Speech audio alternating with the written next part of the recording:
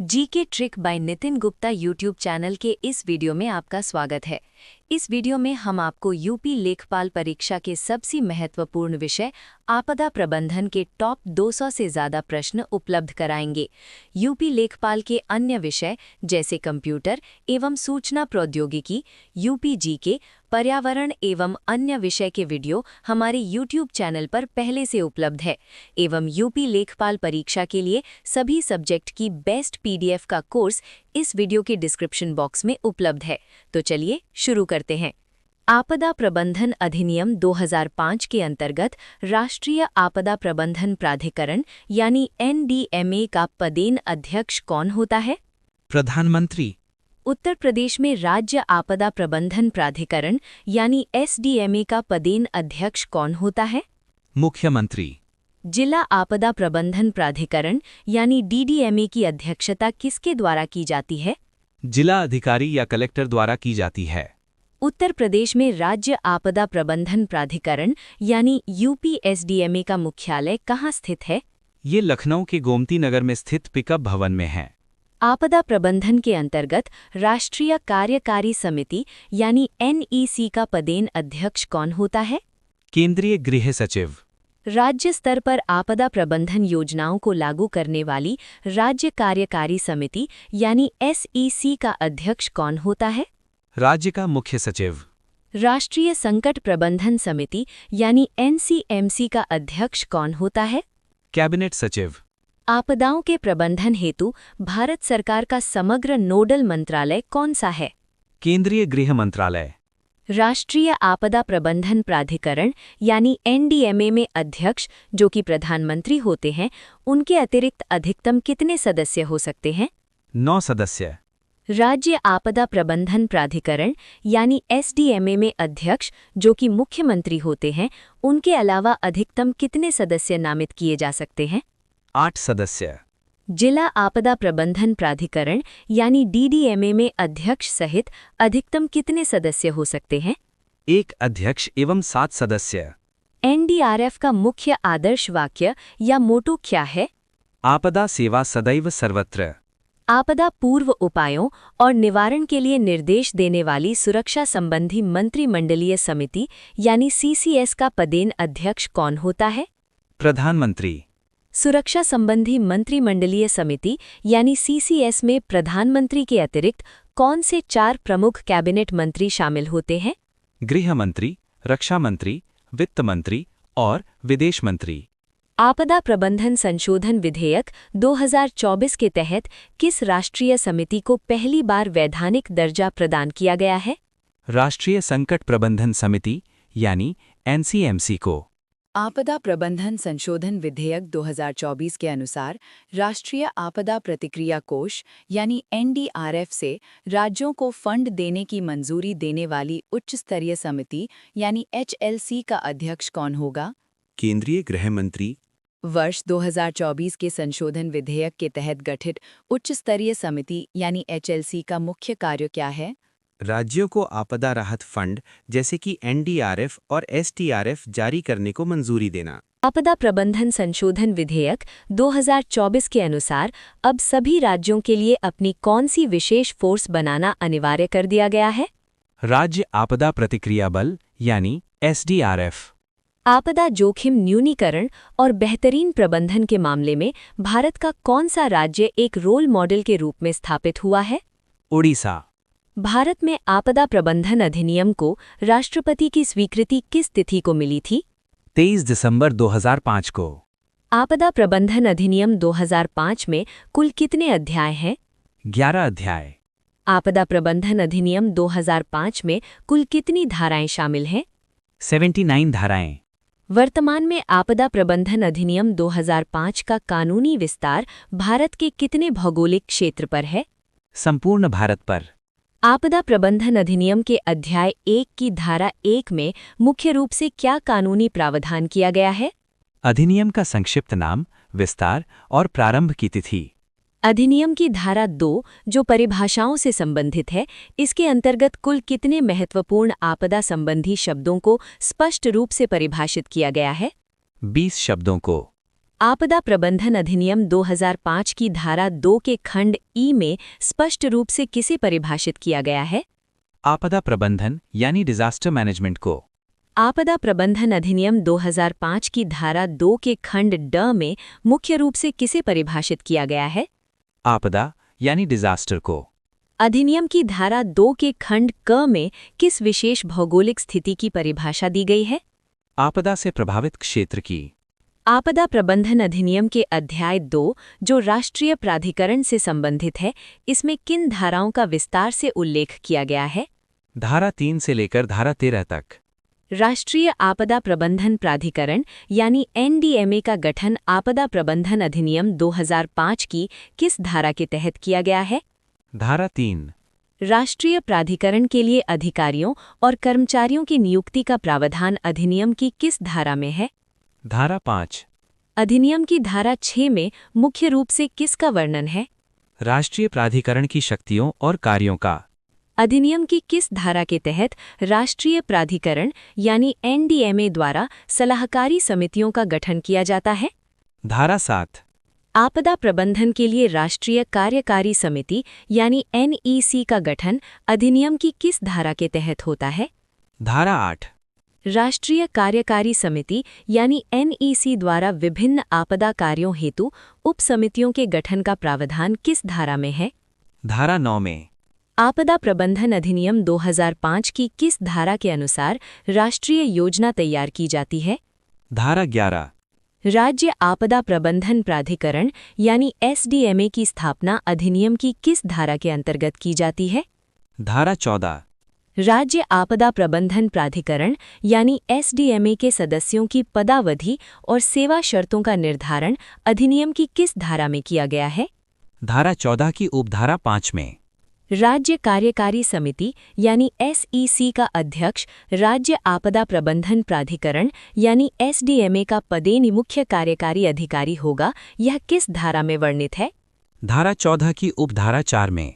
अधिनियम की किस धारा के तहत राज्य प्राधिकरण यानी एसडीएमए के अधिकारियों एवं कर्मचारियों की नियुक्ति की जाती है?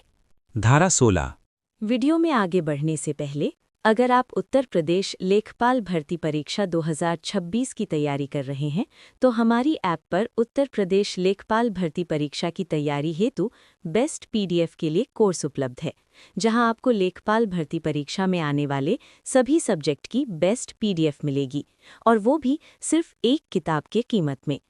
कोर्स की लिंक नीचे वीडियो के डिस्क्रिप्शन बॉक्स में दी गई है, लिंक पर क्लिक करें और अपना कोर्स चेक करें। चलिए अब वीडियो में आगे बढ़ते हैं। राज्य आपदा प्रबंधन प्राधिकरण द्वारा सलाहकारी समिति का गठन अधिनियम की किस धारा के अंतर्गत होता है? धारा 17 के अंतर्गत। राज्य आपदा प्रबंधन प्राधिकरण की शक्तियों और कार्यों का उल्लेख किस धारा में है? धारा 18 में। राज्य प्राधिकरण द्वारा आपदा के समय राहत की न्यूनतम मानक तय करने का प्रावधान किस धारा में है? धारा 19 में। राज्य स्तर पर राज्य कार्यकारी समिति का गठन किस धारा के अंतर्गत किया जाता है? धारा 20 के अंतर्गत।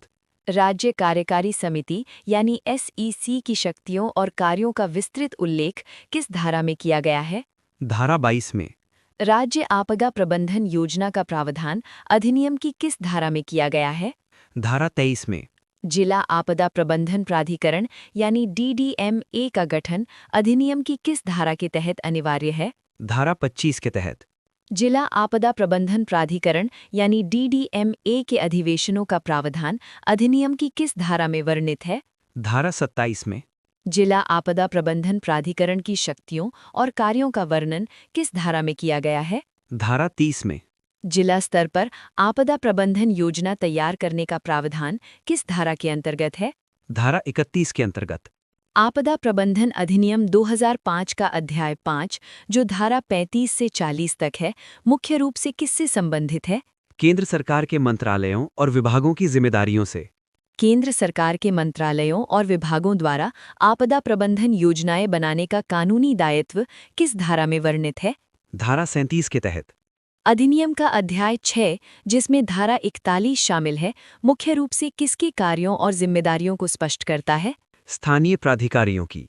राष्ट्रीय आपदा प्रबंधन संस्थान यानी NIDM का गठन आपदा प्रबंधन अधिनियम 2005 के किस अध्याय के अंतर्गत किया गया है? अध्याय 7 के अंतर्गत। राष्ट्रीय आपदा प्रबंधन संस्थान को वैधानिक दर्जा अधिनियम की किस धारा के तहत दिया गया है? धारा 42 के तहत। राष्ट्रीय आपदा मोचन बल के गठन का प्रावधान अधिनियम के किस अध्याय में किया गया है? अध्याय 8 में। राष्ट्रीय आपदा मोचन बल यानी NDRF का गठन आपदा प्रबंधन अधिनियम की किस धारा के तहत किया गया है? धारा 44 के तहत। राष्ट्रीय आपदा मोचन बल के लिए दिशा निर्देशों का विस्तृत उल्लेख आपदा प्रबंधन अधिनियम की किस धारा में किया गया है? धारा 45 में। आपदा प्रबंधन अधिनियम 2005 का अध्याय 9 किस विषय से संबंधित है? वित्त और लेखे से। अधिनियम की किस धारा के अंतर्गत राष्ट्रीय आपदा प्रतिक्रिया कोष यानी NDRF फंड का गठन किया गया है? धारा 46 के अंतर्गत। आपदा प्रबंधन अधिनियम 2005 की किस धारा के अंतर्गत राष्ट्रीय आपदा शमन कोष यानी NDMF का प्रावधान है? धारा 47 के अंतर्गत। अधिनियम का अध्याय 10 मुख्य रूप से किसके बारे में कानूनी प्रावधान करता है? अपराधों और सजा के बारे में। अधिकारियों के राहत काम में बाधा डालने पर अधिनियम की किस धारा के तहत सजा का प्रावधान है? धारा 51 के तहत। आपदा प्रबंधन अधिनियम की धारा 51 के अनुसार यदि किसी अधिकारी के काम में बाधा डालने से जान माल का नुकसान होता है तो कितने वर्ष की जेल का अतिरिक्त प्रावधान है? 2 वर्ष तक की जेल का। राहत सामग्री या मदद पाने के लिए झूठा दावा करने पर अधिनियम की किस धारा के तहत 2 वर्ष की सजा का प्रावधान है? धारा 52 के तहत। राहत सामग्री की चोरी या गबन करने पर अधिनियम की किस धारा के तहत सजा मिलती है? धारा 53 के तहत। आपदा प्रबंधन अधिनियम 2005 की धारा 54 के तहत झूठी अफवाह फैलाने पर कितनी सजा का प्रावधान है? 1 वर्ष की जेल या जुर्माना। आपदा के समय ड्यूटी से भागने या मना करने वाले अधिकारी पर किस धारा के तहत 1 वर्ष की जेल का प्रावधान है? धारा 56 के तहत। आपदा प्रबंधन अधिनियम का अन्य कानूनों पर सर्वोपरि प्रभाव रहेगा, यह किस धारा में वर्णित है? धारा 72 में। आपदा कार्य में सद्भावनापूर्वक की गई कार्रवाई के लिए कानूनी संरक्षण किस धारा के तहत प्रदान किया गया है? धारा 73 के तहत। आपदा प्रबंधन अधिनियम संशोधन 2024 के तहत शहरी क्षेत्रों के लिए किस नए प्राधिकरण का गठन अनिवार्य किया गया है? शहरी आपदा प्राधिकरण यानी UDMA का। NDMA के अध्यक्ष जो कि प्रधानमंत्री होते हैं, उनके द्वारा उपाध्यक्ष की नियुक्ति किन सदस्यों में से की जाती है? प्राधिकरण के 9 सदस्यों में से किसी एक को। आपदा प्रबंधन अधिनियम 2005 की किस धारा के तहत राहत के न्यूनतम मानकों का निर्धारण राष्ट्रीय प्राधिकरण द्वारा किया जाता है? धारा 12 के तहत। भारत में राष्ट्रीय आपदा नीति किस वर्ष लागू की गई थी? वर्ष 2009 में। भारत सरकार द्वारा राष्ट्रीय आपदा योजना का शुभारंभ किस तिथि को किया गया था? 1 जून 2016 को। राष्ट्रीय आपदा प्रबंधन प्राधिकरण की विधिवत स्थापना किस माह और वर्ष में हुई थी? सितंबर 2006 में। देश में राष्ट्रीय आपदा प्रबंधन संस्थान यानी NIDM का मुख्यालय कहाँ स्थित है? नई दिल्ली में। राष्ट्रीय आपदा प्रबंधन संस्थान की मूल रूप से स्थापना किस वर्ष हुई थी? वर्ष 1995 में। वर्ष 1995 में स्थापित वर्तमान राष्ट्रीय आपदा प्रबंधन संस्थान यानी NIDM का मूल नाम क्या था, जिसे बाद में बदला गया? राष्ट्रीय आपदा प्रबंधन केंद्र यानी NCDM। राष्ट्रीय आपदा प्रबंधन संस्थान का पदेन अध्यक्ष कौन होता है? केंद्रीय गृह मंत्री। भारत में पहली बार किस पंचवर्षीय योजना में आपदा प्रबंधन पर एक अलग अध्याय जोड़ा गया था? 10वीं पंचवर्षीय योजना में, जो 2002 से 2007 तक थी। राज्य आपदा प्रतिक्रिया कोष यानी SDRF में सामान्य राज्यों के लिए केंद्र और राज्य का वित्त पोषण अनुपात क्या है? 75:25 है। वीडियो में आगे बढ़ने से पहले अगर आप उत्तर प्रदेश लेखपाल भर्ती परीक्षा 2026 की तैयारी कर रहे हैं तो हमारी ऐप पर उत्तर प्रदेश लेखपाल भर्ती परीक्षा की तैयारी हेतु बेस्ट PDF के लिए कोर्स उपलब्ध है, जहां आपको लेखपाल भर्ती परीक्षा में आने वाले सभी सब्जेक्ट की बेस्ट PDF मिलेगी, और वो भी सिर्फ एक किताब के कीमत में। कोर्स की लिंक नीचे वीडियो के डिस्क्रिप्शन बॉक्स में दी गई है, लिंक पर क्लिक करें और अपना कोर्स चेक करें। चलिए अब वीडियो में आगे बढ़ते हैं। राज्य आपदा प्रतिक्रिया कोष यानी SDRF में विशेष या पहाड़ी राज्यों के लिए केंद्र और राज्य का वित्त पोषण अनुपात क्या है? 90:10 है। आपदाओं के दौरान गंभीर मामलों में फंड को मंजूरी देने वाली उच्च स्तरीय समिति का अध्यक्ष कौन होता है? केंद्रीय गृह मंत्री। 15वें वित्त आयोग के अध्यक्ष कौन थे जिन्होंने आपदा फंड के ढांचे में बदलाव किया था? एनके सिंह। देश के लिए राष्ट्रीय आपदा योजना तैयार करने की जिम्मेदारी मुख्य रूप से किस समिति की होती है? राष्ट्रीय कार्यकारी समिति की। राष्ट्रीय कार्यकारी समिति द्वारा तैयार की गई आपदा योजना को अंतिम मंजूरी कौन देता है? राष्ट्रीय आपदा प्रबंधन प्राधिकरण। अस्थायी राहत शिविरों की स्थापना और राहत सामग्री का त्वरित वितरण आपदा प्रबंधन चक्र के किस चरण का हिस्सा है? आपदा के दौरान के चरण का। राष्ट्रीय आपदा प्रबंधन योजना 2016 यानी एनडीएमपी के कार्यकारी हिस्से के रूप में कुल कितने बड़े कार्यों या मेजर टास्क्स की पहचान की गई है? 18 बड़े कार्यों की। राष्ट्रीय आपदा प्रबंधन योजना 2016 के अंतर्गत आपदा न्यूनीकरण के लिए प्रत्येक खतरे को कितने कार्यक्षेत्रों या एक्शन एरियाज में बांटा गया है? 5 कार्यक्षेत्रों में। आपदा के बाद अस्थायी आजीविका विकल्पों का विकास करना किस शीर्ष प्राधिकरण का प्रमुख कार्य है? राष्ट्रीय आपदा प्रबंधन प्राधिकरण यानी एनडीएमए का। अंतर्राष्ट्रीय स्तर पर आपदा जोखिम न्यूनीकरण के लिए सेंडाई फ्रेमवर्क की समयावधि क्या है? वर्ष 2015 से 2030 तक। योगो फ्रेमवर्क को किस समयावधि के लिए अपनाया गया था? वर्ष 2005 से 2015 तक। आपदा प्रबंधन के लिए पहला अंतर्राष्ट्रीय दिशा निर्देश योकोहामा रणनीति किस वर्ष अपनाई गई थी? वर्ष 1994 में। संयुक्त राष्ट्र संघ यानी यूएनडीआरआर का मुख्यालय कहाँ स्थित है? स्विट्जरलैंड के जिनेवा में। संयुक्त राष्ट्र संघ ने प्राकृतिक आपदा न्यूनीकरण के लिए पहला अंतर्राष्ट्रीय दशक किसे घोषित किया था? वर्ष 1990 से 2000 के दशक को। आपदा के बाद पुनर्निर्माण में अंतर्राष्ट्रीय बहाली मंच की स्थापना किस वर्ष कोबी शहर में हुई थी? वर्ष 2005 में। अंतर्राष्ट्रीय स्तर पर आपदा में राहत कार्य करने वाले रेड क्रॉस की स्थापना किसने की थी? हेनरी ड्यूनेंट ने। अंतर्राष्ट्रीय रेड क्रॉस संस्था को विश्व में शांति व मानवीय जीवन की रक्षा हेतु किन 3 वर्षों में नोबेल शांति पुरस्कार प्रदान किया गया है? वर्ष 1917, 1944 व 1963 में। सेंडाई फ्रेमवर्क के अंतर्गत वैश्विक स्तर पर आपदा जोखिम कम करने के लिए कितने प्राथमिक क्षेत्र तय किए गए हैं? 4 प्राथमिक क्षेत्र। सेंडाई फ्रेमवर्क के अंतर्गत आपदाओं से होने वाले नुकसान को कम करने के लिए कितने वैश्विक लक्ष्य निर्धारित किए गए हैं? 7 वैश्विक लक्ष्य। सेंडाई फ्रेमवर्क के अंतर्गत किस वर्ष तक आपदा से बुनियादी ढांचे को होने वाले नुकसान में भारी कमी लाने का वैश्विक लक्ष्य रखा गया है? वर्ष 2030 तक। संयुक्त राष्ट्र संघ यानी यूएनओ ने आपदा जोखिम न्यूनीकरण के लिए किस अंतर्राष्ट्रीय नोडल संस्था की स्थापना की है? UNISDR यानी संयुक्त राष्ट्र आपदा न्यूनीकरण अंतर्राष्ट्रीय रणनीति की। विश्व बैंक ने वर्ष 2006 में आपदा जोखिम न्यूनीकरण के लिए किस अंतर्राष्ट्रीय फ्रेमवर्क के समर्थन में अपनी दीर्घकालिक रणनीति अपनाई थी? योगो फ्रेमवर्क फॉर एक्शन के समर्थन में। सेंडाई फ्रेमवर्क को जापान के सेंडाई शहर में आयोजित तीसरे संयुक्त राष्ट्र सम्मेलन में किस विशिष्ट तिथि को अपनाया गया था? 18 मार्च 2015 को। सेंडाई फ्रेमवर्क के अनुसार किस वर्ष तक वैश्विक मृत्यु दर में 2005 से 2015 के दशक की तुलना में भारी कमी लानी है? वर्ष 2030 तक। आपदा के बाद पुनर्निर्माण में बिल्ड बैक बेटर की अवधारणा को किस फ्रेमवर्क में अपनाया गया? सेंडाई फ्रेमवर्क में। आपदा पश्चात बिल्ड बैक बेटर अवधारणा के तहत भारत के किस भूकंप प्रभावित शहर का सफल पुनर्निर्माण किया गया था? भुज शहर का। खाद्य एवं कृषि संगठन यानी FAO के फाकड़ों के अनुसार विश्व की लगभग कितनी प्रतिशत भूमि मृदा अपरदन से ग्रस्त है? लगभग 1/3 भूमि।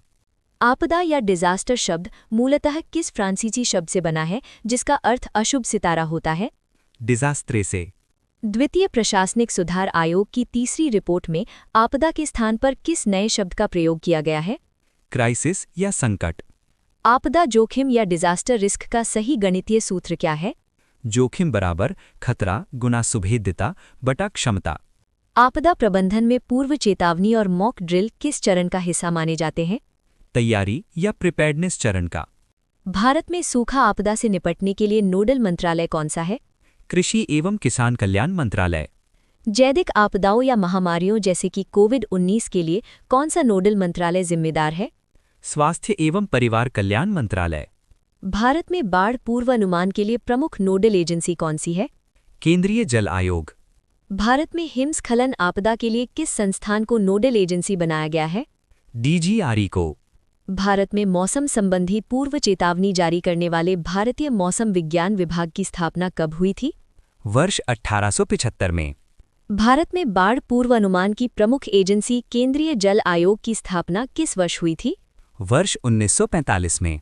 भारत में केंद्रीय जल आयोग यानी CWC की स्थापना वर्ष 1945 में मुख्य रूप से किसके प्रयासों से की गई थी? डॉक्टर BR अम्बेडकर के प्रयासों से। वर्तमान में केंद्रीय जल आयोग यानी CWC भारत सरकार के किस मंत्रालय के अधीन कार्य करता है? जल शक्ति मंत्रालय के अधीन। भारत में बाढ़ जैसी प्राकृतिक आपदा के प्रबंधन के लिए कौन सा मंत्रालय नोडल एजेंसी का कार्य करता है? वर्तमान जल शक्ति मंत्रालय। सुनामी और महासागर से जुड़ी जानकारी देने वाले हैदराबाद स्थित सूचना सेवा केंद्र की स्थापना कब हुई थी? वर्ष 1999 में। भारत में सुनामी पूर्व चेतावनी केंद्र की स्थापना वर्ष 2007 में किस संस्था द्वारा की गई थी? हैदराबाद स्थित INCOIS यानी इनकॉइस द्वारा। भूस्खलन आपदा के प्रबंधन और नोडल एजेंसी का कार्य किस मंत्रालय के पास है? खान मंत्रालय। रासायनिक, औद्योगिक और वनाग्नि आपदाओं के लिए भारत का नोडल मंत्रालय कौन सा है? पर्यावरण, वन एवं जलवायु परिवर्तन मंत्रालय। परमाणु ऊर्जा या रेडियो एक्टिव दुर्घटनाओं से निपटने के लिए नोडल विभाग कौन सा है? परमाणु ऊर्जा विभाग। भारत में हिमस्खलन का अध्ययन करने वाली पूर्व संस्था SASE का नाम बदलकर अब नया नाम क्या कर दिया गया है? अब इसका नया नाम DGRE यानी defence geo informatics research establishment कर दिया गया है। भारतीय मानक ब्यूरो के अनुसार भारत का लगभग कितना प्रतिशत क्षेत्र भूकंप संभावित है? 58.6% से 59%। भारतीय मानक ब्यूरो ने तीव्रता के आधार पर भारत को कितने भूकंपीय जोन में बांटा है? 4 जोन में। भारत का सबसे खतरनाक और अत्यधिक तीव्रता वाला भूकंपीय जोन कौन सा है? जोन 5। भारत के कुल भौगोलिक क्षेत्रफल का लगभग कितना प्रतिशत हिस्सा भूकंपीय जोन 5 के अंतर्गत आता है? 10.90%। भारतीय मानक ब्यूरो के अनुसार मुख्य रूप से प्रायद्वीपीय भारत का दृढ़ भूखंड भारत के किस भूकंपीय जोन के अंतर्गत आता है? न्यूनतम संवेदनशील क्षेत्र माने जाने वाले जोन 2 के अंतर्गत। भारत का सर्वाधिक 41.40% क्षेत्रफल किस भूकंपीय जोन के अंतर्गत कवर होता है? जोन 2 के अंतर्गत। भारत का लगभग 30.40% क्षेत्रफल किस भूकंपीय जोन के हिस्से में आता है? जोन 3 के अंतर्गत। भारत का लगभग 17.30% क्षेत्रफल किस भूकंपीय जोन के अंतर्गत आता है? जोन 4 के अंतर्गत। भूकंपीय तीव्रता के दृष्टिकोण से उत्तर प्रदेश का पश्चिमी भाग किस भूकंपीय जोन के अंतर्गत आता है? अधिक तीव्रता वाले जोन 4 के अंतर्गत। पश्चिमी भाग को छोड़कर उत्तर प्रदेश का शेष हिस्सा किस भूकंपीय जोन के अंतर्गत आता है? सामान्य तीव्रता वाले जोन 3 के अंतर्गत। भूकंपीय जोन 5 के अंतर्गत रिक्टर पैमाने पर सामान्यतः कितनी तीव्रता का भूकंप आने की प्रबल संभावना रहती है? 9 या उससे अधिक की तीव्रता। भूकंपीय जोन 4 के अंतर्गत रिक्टर पैमाने पर सामान्यतः कितनी तीव्रता के भूकंप को रखा गया है? 8 की तीव्रता। भूकंपीय जोन 3 के अंतर्गत रिक्टर पैमाने पर सामान्यतः कितनी तीव्रता के भूकंप को मापा जाता है? 7 की तीव्रता। भूकंप के कारण होने वाली भौतिक क्षति या प्रभाव के आधार पर तीव्रता मापने के लिए किस अनुभव आधारित पैमाने का उपयोग किया जाता है? मर्केली पैमाना या M स्केल। भूकंपीय गतिविधियों की सटीक जानकारी के लिए भारतीय मौसम विज्ञान विभाग यानी IMD ने देश में कुल कितनी भूकंप विज्ञान वेधशालाएं स्थापित की हैं? 55 वेधशालाएं। पृथ्वी के अंदर जिस विशिष्ट स्थान से भूकंपीय तरंगें उत्पन्न होती हैं उसे क्या कहते हैं? भूकंप मूल या हाइपोसेंटर। धरातल पर स्थित वो बिंदु जो भूकंप मूल के ठीक लंबवत ऊपर होता है क्या कहलाता है? भूकंप अधिकेंद्र या एपिसेंटर। वायुमंडल में किस गैस की मात्रा में अचानक वृद्धि को भूकंप आने का एक पूर्व संकेतक माना जाता है? Radon gas. रिक्टर स्केल पर भूकंप की तीव्रता का प्रत्येक अगला अंक अपने पिछले अंक से कितनी गुना अधिक ऊर्जा प्रदर्शित करता है? 32 गुना अधिक ऊर्जा। 250 किलोमीटर से लेकर 700 किलोमीटर तक की गहराई में उत्पन्न होने वाले भूकंपों को किस श्रेणी में रखा जाता है? पातालीय भूकंप। भारत के उत्तरी भाग और हिमालयी क्षेत्र में बार बार भूकंप आने का सबसे प्रमुख भूवैज्ञानिक कारण क्या है? भारतीय प्लेट और यूरेशियाई प्लेट का अभिसरण। भूकंपीय तरंगों की तीव्रता मापने के लिए मुख्य रूप से किस यंत्र का उपयोग किया जाता है? सिस्मोग्राफ। समुद्र के भीतर सुनामी का पहले से पता लगाने के लिए किस तकनीक का उपयोग किया जाता है? डार्ट प्रणाली। डार्ट पूर्व चेतावनी प्रणाली के माध्यम से सुनामी आने की सूचना लगभग कितने घंटे पूर्व प्राप्त हो जाती है? 8 घंटे पूर्व। सुनामी लहरों के संचरण की सटीक जानकारी प्राप्त करने के लिए भारत द्वारा कितने ज्वार भाटा मापक या टाइड गेज लगाए गए हैं? 30 यंत्र। कॉस्मिक रे डिटेक्टर स्थापित होने से सुनामी की पूर्व चेतावनी कितने घंटे पहले प्राप्त हो सकेगी? 20 से 24 घंटे पूर्व। जापानी भाषा के अनुसार सुनामी शब्द किन दो शब्दों से मिलकर बना है? त्सु, जिसका अर्थ बंदरगाह है, और नामी, जिसका अर्थ तरंग है। विश्व की 90% से अधिक सुनामी किस महासागरीय क्षेत्र में उत्पन्न होती है? प्रशांत महासागर के रिंग ऑफ फायर क्षेत्र में। हिंद महासागर में विनाशकारी सुनामी किस वर्ष आई थी जिसने अंडमान निकोबार को भारी नुकसान पहुंचाया था? 26 दिसंबर 2004 को। 26 दिसंबर 2004 को हिंद महासागर में आई विनाशकारी सुनामी में अंडमान निकोबार की कितने प्रतिशत प्रवाल भित्तियां या कोरल रीफ्स नष्ट हो गई थीं? 45%। वर्ष 2004 की विनाशकारी सुनामी के कारण भारत का कौन सा दक्षिणतम बिंदु लगभग पूर्ण रूप से डूब गया था? इंदिरा पॉइंट। 26 दिसंबर 2004 को आई सुनामी से भारत के कौन से 5 तटीय राज्य और केंद्र शासित प्रदेश सर्वाधिक प्रभावित हुए थे? तमिलनाडु, आंध्र प्रदेश, पुडुचेरी, केरल और अंडमान निकोबार। भारत में सुनामी आपदा से बचाव के लिए तटीय क्षेत्रों से कितनी दूरी तक संरचनात्मक गतिविधियों या निर्माण कार्यों पर रोक लगाई गई है? 50 मीटर की दूरी तक। वर्ष 1883 में क्राकाटोआ ज्वालामुखी विस्फोट के कारण कितने फीट ऊंची समुद्री सुनामी लहरें उत्पन्न हुई थी? लगभग 125 फीट ऊंची। भारत का लगभग कितना प्रतिशत भूभाग बाढ़ से प्रभावित रहता है? 12%। वीडियो में आगे बढ़ने से पहले अगर आप उत्तर प्रदेश लेखपाल भर्ती परीक्षा 2026 की तैयारी कर रहे हैं तो हमारी ऐप पर उत्तर प्रदेश लेखपाल भर्ती परीक्षा की तैयारी हेतु बेस्ट पीडीएफ के लिए कोर्स उपलब्ध है, जहां आपको लेखपाल भर्ती परीक्षा में आने वाले सभी सब्जेक्ट की बेस्ट पीडीएफ मिलेगी, और वो भी सिर्फ एक किताब के कीमत में। कोर्स की लिंक नीचे वीडियो के डिस्क्रिप्शन बॉक्स में दी गई है, लिंक पर क्लिक करें और अपना कोर्स चेक करें। चलिए अब वीडियो में आगे बढ़ते हैं। भारत में बाढ़ नियंत्रण और प्रबंधन के लिए राष्ट्रीय बाढ़ आयोग का गठन किस वर्ष किया गया था? वर्ष 1976 में। वर्ष 1976 में स्थापित राष्ट्रीय बाढ़ आयोग द्वारा भारत को कुल कितने बाढ़ प्रवण क्षेत्रों में विभाजित किया गया है? 4 क्षेत्रों में। राष्ट्रीय बाढ़ आयोग द्वारा निर्धारित गंगा नदी घाटी बाढ़ प्रवण क्षेत्र में मुख्य रूप से कौन सी 2 बड़ी नदियां और उनकी सहायक नदियां आती हैं? गंगा और यमुना नदियां। तमिलनाडु और आंध्र प्रदेश के कोरोमंडल तट पर सर्दियों के दौरान बाढ़ आने का मुख्य कारण कौन सा मानसून होता है? उत्तर पूर्वी मानसून, जिसे लौटता मानसून भी कहते हैं। उत्तर प्रदेश में बाढ़ प्रभावित जिलों में सामुदायिक स्वयं सेवकों को प्रशिक्षित करने के लिए कौन सी योजना चलाई जा रही है? आपदा मित्र योजना। उत्तर प्रदेश सरकार ने आपदा चेतावनी और राहत ट्रैकिंग के लिए विशेष रूप से कौन सा ऐप लॉन्च किया है? राहत ऐप। भारत सरकार द्वारा आम जनता तक आपदाओं की प्रारंभिक चेतावनी पहुंचाने के लिए मुख्य रूप से कौन सा ऐप उपयोग किया जा रहा है? सचेत ऐप।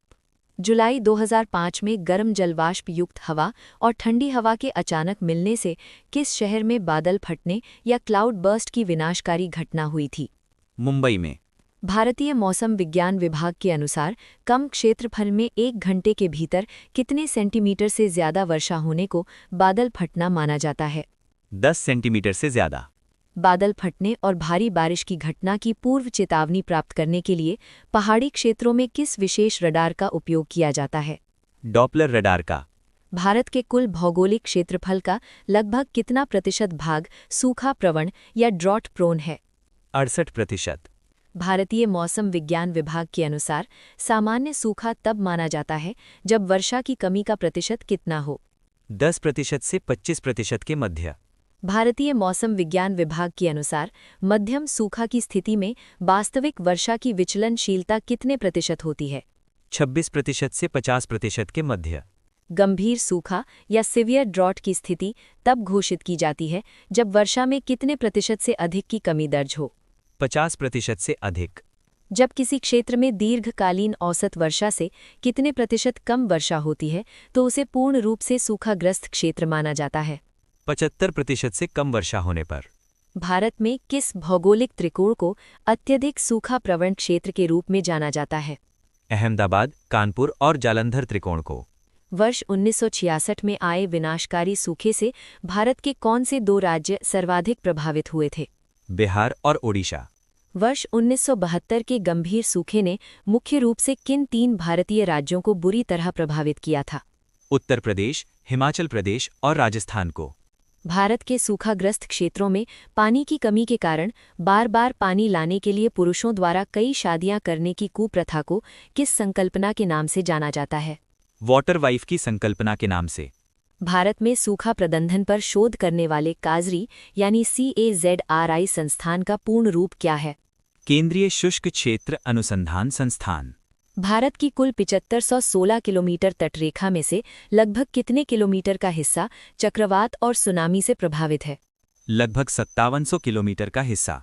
एक सरकारी अनुमान के अनुसार भारत का लगभग कितना प्रतिशत तटरेखा क्षेत्र चक्रवातों के प्रति अत्यधिक संवेदनशील माना जाता है?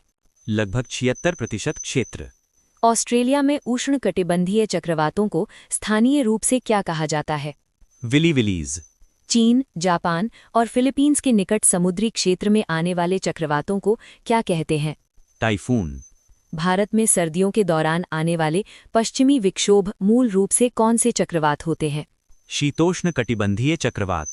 गृह मंत्रालय द्वारा संचालित राष्ट्रीय चक्रवात जोखिम न्यूनीकरण परियोजना यानी NCRMP की उच्च भेद्यता श्रेणी में कौन से राज्य शामिल हैं? आंध्र प्रदेश, गुजरात, तमिलनाडु और पश्चिम बंगाल।